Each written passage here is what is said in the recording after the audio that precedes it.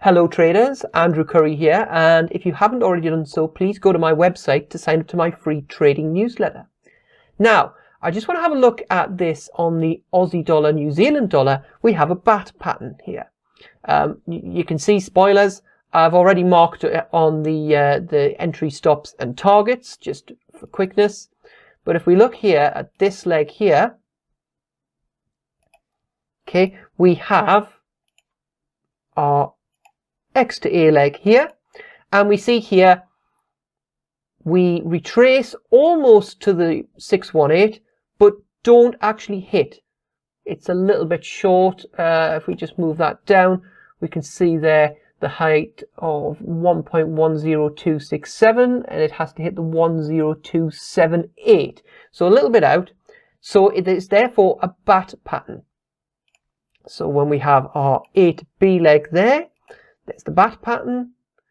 We need a retracement from, there we go. We have X to A, A to B leg. Our B to C leg must at least touch the 0.382 retracement, which of course you can see, even though it's a bit difficult to see on the chart here with so many numbers, it easily hits. So we have our B to C leg. And then finally we have our C to D leg, which is the 88.6 retracement of X to A. So if we just take that off there, might as well draw in the triangles.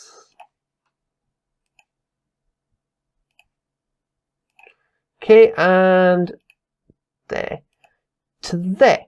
Now, the reason why I wanted to highlight this pattern is because I've mentioned before on these Fibonacci consolidation patterns, let's get this exact as close as we can, okay, that traditionally stops go at the X point, because once you hit the X point, you've arguably invalidated a consolidation pattern. We no longer technically have a consolidation.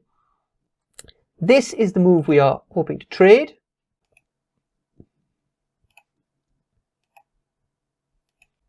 And as you can see, if I just take the arrow off there, we don't actually hit the target 2, but we do get target 1 out of this. So what I wanted to highlight was, traditionally with these Fibonacci consolidation patterns, the logical place to put the stop is at the X point, because once you hit the X point, you've arguably invalidated a consolidation pattern.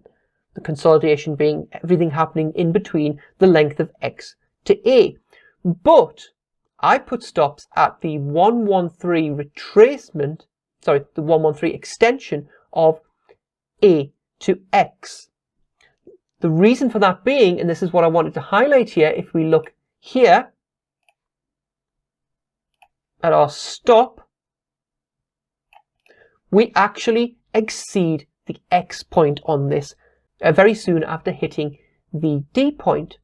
Therefore, you may find this in a lot of your ciphers, bats, Gartleys, etc., the various Fibonacci patterns, that putting the stop at the X point can sometimes mean it is too tight. Let's see how tight it actually is. So the D point here is 1.1057, 1.1057. So yeah, so about 10 pips out, just roughly 10 pips out. So putting the stop at the X can be a little bit tight. Have a look at this in your back testing to see if you can find an optimal place to place stops. Having tight stops, it can be a good thing, but not if it stops you out so frequently that you miss out on so many winners. And it is a balance to see what is the most profitable situation. Now, at the same time, don't take it to the extreme and say, well, okay, I mean, look at this. If I'd have put it at the 127, then what would have happened here is it would have come, it would have hit to there, then it would have retraced to there, but not stopped out, and then it would have gone around and hit target 2. Okay, sometimes that may be a good strategy, putting a wider stop, but that means that the losers that you do take are bigger, and you have to work that out by looking at your backtesting results and looking at your portfolio results.